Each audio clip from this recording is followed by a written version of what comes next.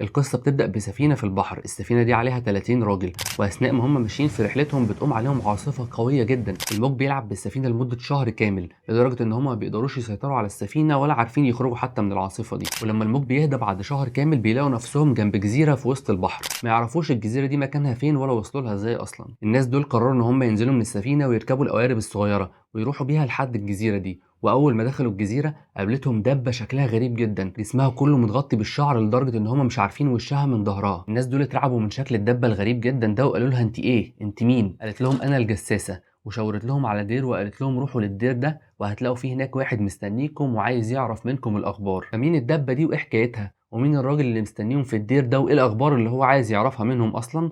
ده اللي ان شاء الله هنتكلم عليه في فيديو النهارده.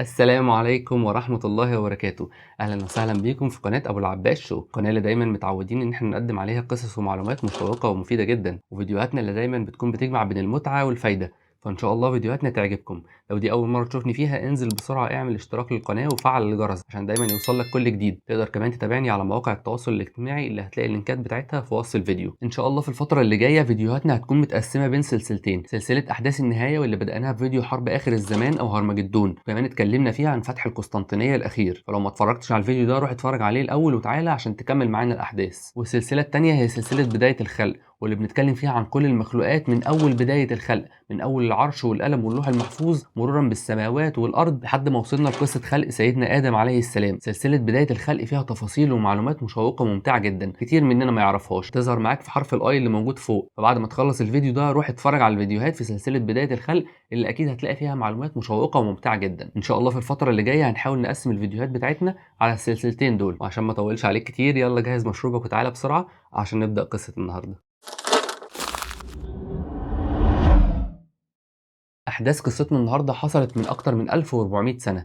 واحد اسمه تميم الداري ومعاه حوالي 30 راجل راكبين سفينة في البحر. الناس دول من سكان جزيرة العرب وتحديدا من فلسطين، وأثناء رحلتهم في البحر بتقوم عليهم عاصفة قوية جدا لدرجة إن الأمواج بتلعب بيهم لمدة شهر كامل، ومن شدة الأمواج وقوتها ما بيقدروش يسيطروا على السفينة دي ولا عارفين يخرجوا من العاصفة ولا عارفين حتى هم فين. وبعد حوالي شهر من الأمواج والرياح القوية جدا بيلاقوا نفسهم جنب جزيرة في وسط البحر، ما يعرفوش الجزيرة دي مكانها فين ولا أصلا وصلوا لها إزاي. الناس دول خدوا القوارب الصغيرة اللي موجودة على السفينة وركبوها ووصلوا بيها لحد الجزيرة. وأول لما دخلوا الجزيرة لقوا دبة شكلها غريب جدا، الشعر كان مغطيها كلها. تميم الداري بيحكي وبيقول إن هم ما كانوش عارفين وشها من ظهرها من كتر الشعر، وما كانوش عارفين أصلا إيه الدبة دي ولا جات لهم منين. فمن خوفهم ورعبهم من الدبة دي سألوها أنت إيه؟ أنت مين؟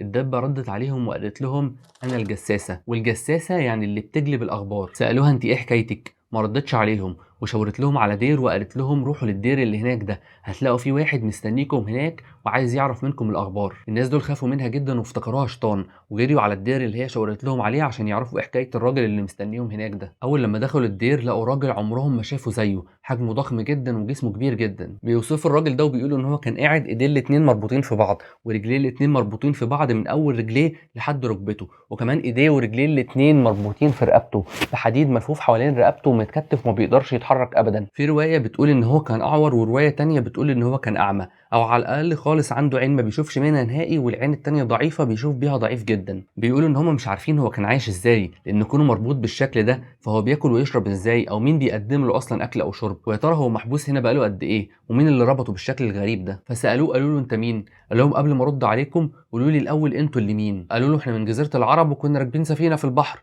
والموج لعب بينا لمدة شهر كامل لحد ما السفينة استقرت عند الجزيرة بتاعتك. وحكوا له قصتهم مع الجساسة لحد ما دخلوا الدير. قال لهم أنا هسألكم أسئلة وأنتوا تجاوبوا عليا. أول حاجة قال لهم أخبروني عن نخل بيسان، وبيسان دي منطقة موجودة في فلسطين. قالوا له ماله النخل يعني، عايز تعرف إيه؟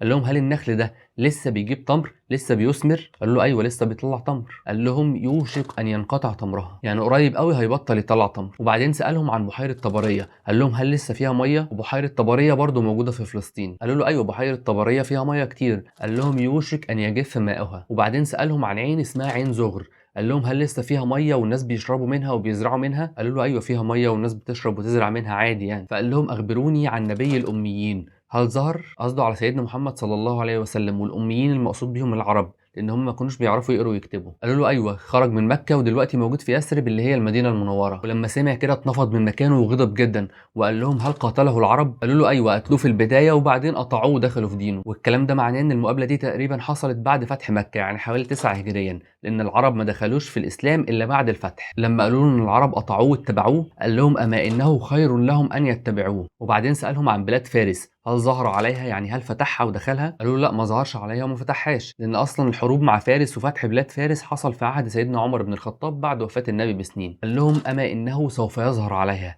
يعني هيفتحها. طبعا الناس كانوا مذهولين جدا ومستغربين جدا، هو ازاي عارف المعلومات اللي لسه هتحصل في المستقبل دي؟ ازاي بيقول ان الميه في بحيره طبريه هتجف وان النخل بتاع بيسان هيبطل يطلع تمر؟ حاجات غريبه جدا ما كانوش مصدقينها. الراجل كمل كلامه وقال لهم انا دلوقتي بس هقول لكم انا مين. أنا المسيح الدجال، أوشك أن يؤذن لي بالخروج فيكم، فلا أدع موطئا في الأرض إلا أطأه في 40 يوما. يعني قريب قوي هيتأذن ليا إن أنا أخرج فيكم، ومش هسيب أي مكان في الأرض إلا وهروحه في 40 يوم، إلا مكة وطيبة فإنهما محرمتان علي كلتاهما. يعني مش هسيب أي حتة في الأرض إلا وهروحها ما عدا مكة والمدينة لأنهم محرمين عليا. كلما أردت أن أدخل واحدة منهما استقبلني ملك بيده السيف سلطا يصدني عنها، يعني ماسك السيف ورافعه له، وإن على كل نقب منها ملائكة يحرسونها، يعني على كل باب او مدخل من ابواب المدينه او مكه ملائكه واقفين بيحرسوها. تمام بيقول احنا خرجنا من عنده ورجعنا ركبنا السفينه بتاعتنا وجينا على جزيره العرب من تاني. تمام الداري بعد ايام من رجوعه سافر من بلده وراح للمدينه المنوره عشان يقابل النبي صلى الله عليه وسلم، ودخل على النبي صلى الله عليه وسلم وحكى له القصه دي واعلن اسلامه. النبي صلى الله عليه وسلم في اليوم ده اخر صلاه العشاء فتره طويله عن ميعادها، وده بسبب ان هو كان قاعد مع تميم الداري وبيسمع منه القصه دي. وبعد ما سمع القصه خرج على المسلمين وصلى معاهم العشاء. وبعد ما خلصوا صلاه العشاء النبي صلى الله عليه وسلم طلع على المنبر وخطب في المسلمين وقال لهم اما والله اني ما جمعتكم لرغبه ولا لرهبه، ولكني جمعتكم لان تميم الداري كان نصرانيا فجاء وبايع واسلم وحدثني حديثا